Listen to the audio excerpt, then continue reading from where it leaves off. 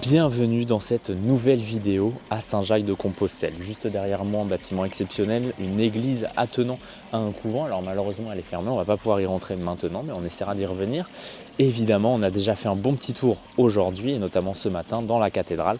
J'ai sorti une vidéo dédiée à la découverte de cette cathédrale de Saint-Jacques-de-Compostelle, sûrement la plus belle en Espagne et peut-être même la plus belle en Europe, puisque c'est quand même quelque chose d'assez exceptionnel. Je sais qu'en Italie, en France, on a des cathédrales aussi exceptionnelle, mais franchement celle-ci valait le coup. Donc si tu veux la voir, la vidéo est juste là, elle est déjà sortie et on a découvert aussi le musée avec toute l'histoire de cette cathédrale. Maintenant, place à la découverte de la ville et non plus de la cathédrale. Donc on va venir se balader un petit peu dans les rues de cette ville. On a déjà découvert quelques belles choses hier, on va continuer aujourd'hui avec 2 nouvelles églises. Il y a un peu une église à toutes les rues ici, à tous les coins de rue, et puis également des bâtiments assez magistraux. Donc c'est parti.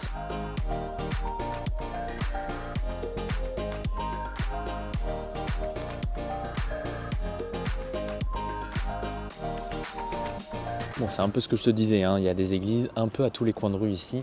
Celle-ci, on l'a déjà vue dans cette vidéo, la première vidéo où on a un petit peu gambadé vers Saint-Jacques-de-Compostelle, dans les rues de Saint-Jacques-de-Compostelle. On va pas y retourner, on va plutôt repartir dans l'autre sens, puisqu'on a encore beaucoup de choses à voir, beaucoup d'églises qui vont pas forcément être ouvertes à l'heure actuelle, mais on essaiera d'y revenir ce soir, bien évidemment, puisque les églises en Espagne ouvrent plutôt le matin et le soir. Et l'après-midi, les gens mangent, donc ils ne vont pas à l'église. Donc nous, on va plutôt se balader dans les rues pour l'instant, et puis on reviendra tranquillement ce soir pour essayer de faire tout le tour des églises, voir un peu l'intérieur, peut-être pas toutes, mais la plupart en tout cas, et puis continuer de se balader un peu pour découvrir encore un peu plus cette capitale de la Galice, qui n'est pas forcément très grande. C'est pas la ville la plus grande en tout cas de Galice, il n'y a que 100 000 personnes ici, mais voilà, ça reste la capitale, il y a beaucoup de choses à voir, et évidemment il y a cette partie religieuse qui est assez exceptionnelle.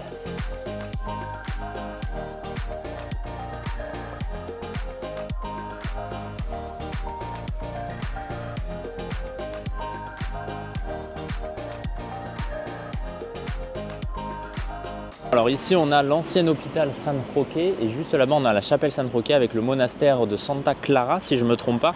On l'a vu également la dernière fois, on n'a pas pu rentrer dans le monastère et dans cet hôpital on ne peut pas aller plus loin que ce que j'ai pu tout simplement vous montrer, mais c'est pas très grave, à chaque fois il faut respecter évidemment les personnes qui y travaillent. En l'occurrence c'est devenu un bâtiment administratif, et puis évidemment dans les monastères et les couvents, lorsqu'ils sont encore d'actualité, en activité, on ne peut pas y rentrer, ce qui paraît assez logique. Nous, on va continuer, on va revenir vers le centre-ville. Ça, c'est un peu la rue en gros qui délimite la partie du centre-ville, de la vieille ville, et la partie, on est vraiment à côté de la vieille ville, mais la partie qui en sort un tout petit peu. Donc, on va re-rentrer à l'intérieur et continuer de se balader.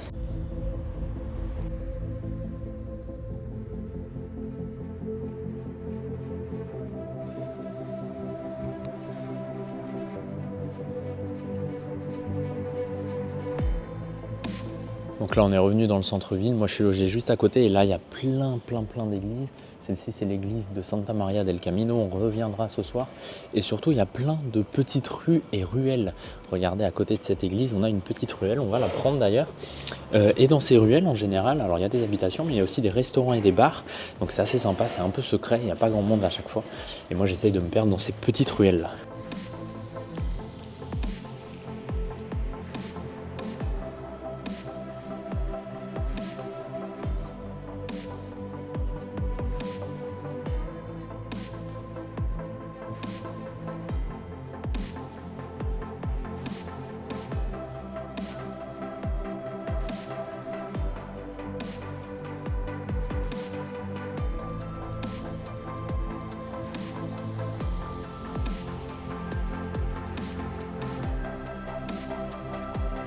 Donc là, c'est l'église de Sainte-Augustine. On a pu rentrer dedans, même si c'était le moment de la messe, j'ai attendu un petit peu avant d'y aller, bien évidemment. Mais voilà, toujours intéressant. Et là, a priori, on arrive au niveau du marché. Alors, j'étais pas du tout venu là encore. Donc, écoutez, on va aller faire un tour à l'intérieur de ce marché. A priori, il y a des restaurants, bars et tout, donc ça a l'air plutôt sympa.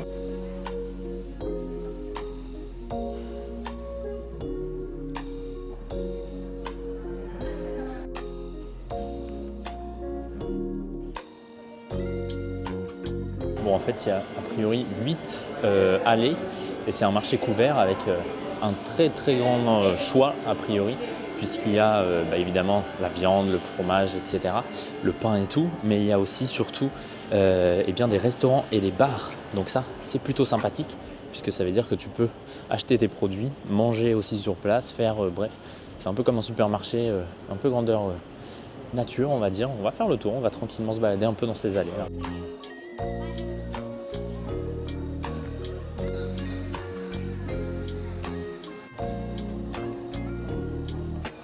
Bon, franchement très sympa, c'est le marché de Abastos de Santiago et tu trouves de tout, c'est vraiment super cool, super sympa. J'étais pas encore passé par ici parce que c'est un tout petit peu en contrebas, mais là on est revenu sur nos rues dans notre vieille ville. Alors en l'occurrence c'est la vieille ville quand même, hein, ce marché. Je connais pas trop l'histoire, mais je vous mettrai comme d'hab plus d'infos sur Insta. Et nous on va continuer de se balader un petit peu. Je vais aller m'acheter à manger aussi, et puis on va continuer de se perdre tranquillement dans Saint-Jacques-de-Compostelle, continuer de découvrir des petites pépites. Il y en a un peu dans toutes les rues, donc il suffit de se balader comme ça, pas besoin de chercher.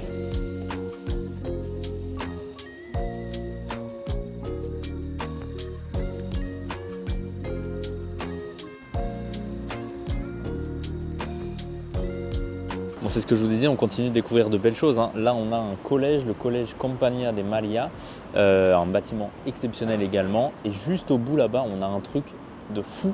Je ne sais pas du tout ce que c'est, mais j'ai envie d'y aller, donc on va y aller tout de suite. Et puis après, on reviendra. Là, on va s'écarter de la vieille ville, mais ce bâtiment a l'air juste exceptionnel.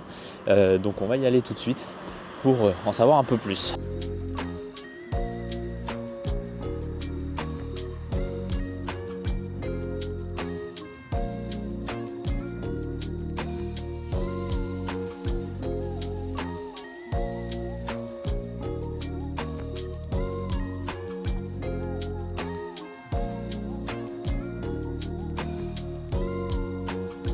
Ça y est, je suis arrivé tout en haut. On a une superbe vue là sur la ville de Saint-Jacques-de-Compostelle.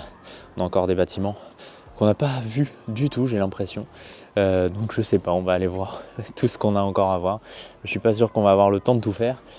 Juste ici, on a le couvent de Santa Maria de Belvis. Voilà, c'est le bâtiment justement qu'on a vu depuis le bar. Donc on va aller voir tout ça. A priori, on peut y accéder. Il y a d'autres petites parties dans ce sens-là. On va prendre le temps de découvrir toute cette zone. Là, on est un peu sorti de la vieille ville, en tout cas du cœur de la ville de Saint-Jacques-de-Compostelle, mais on est un peu de l'autre côté, une autre petite partie de la vieille ville. Et on va visiter ça tranquillement ensemble.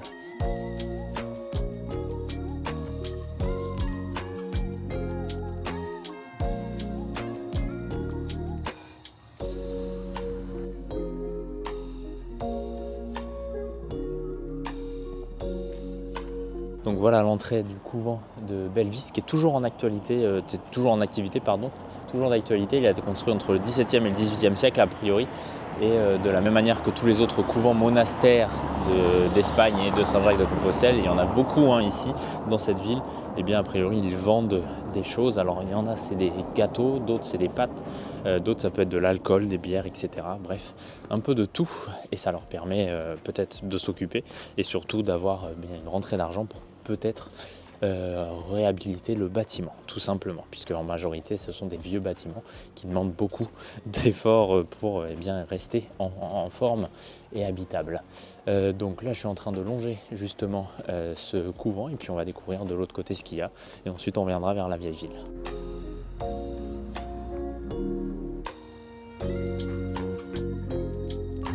Là on est un peu dans le contre-jour, mais juste ici donc on a ce couvent et juste là on a une auberge pour les pèlerins. C'est l'auberge Seminario Menor. Alors tout à l'heure à côté de la cathédrale on a vu l'auberge Seminario Mayor. Donc en général en fait c'est des auberges qui accueillent les pèlerins et surtout qui font une sorte de convention, meeting, etc. avec pas mal d'animations, notamment en été, puisque le chemin de Compostelle est très populaire en été. D'ailleurs, les habitants de Saint-Jacques-de-Compostelle pestent un peu, puisqu'il y a beaucoup de monde qui vient dans cette ville l'été, et même de manière générale, c'est une ville très touristique. Hein. Et comme je vous l'ai dit tout à l'heure, c'est aussi un business, ce chemin de Compostelle. Donc voilà, ils en jouent un petit peu, ce qui est complètement logique. Et donc ici, c'est un lieu où ils accueillent les pèlerins, mais également où ils font des animations pour le chemin de Compostelle.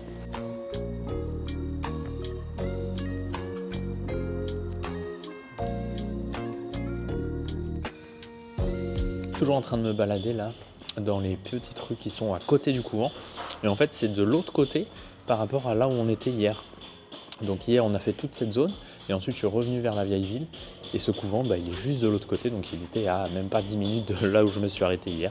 Mais bon, c'est pas grave, comme ça on a bouclé la boucle, on est revenu ici. Donc on va continuer jusqu'au bout, revenir vers le couvent et puis ensuite redescendre vers la vieille ville tout simplement. Ça y est, je suis de retour au niveau du couvent. Le couvent est juste en face de moi. Là, on avait la petite chapelle de San Antonio. Et donc, on va redescendre dans tout simplement la même rue qu'on a prise tout à l'heure, qui montait pas mal. Donc là, ça va descendre pas mal. Et on va se diriger vers la vieille ville pour continuer un petit peu cette visite de Santiago. Et comme tu peux le voir, hein, on a vraiment beaucoup de choses à voir. C'est une ville qui n'est pas énorme, mais très très riche en termes de patrimoine et en termes d'histoire aussi. Donc forcément, comme c'est tout ce que j'aime, je prends le temps de tout visiter.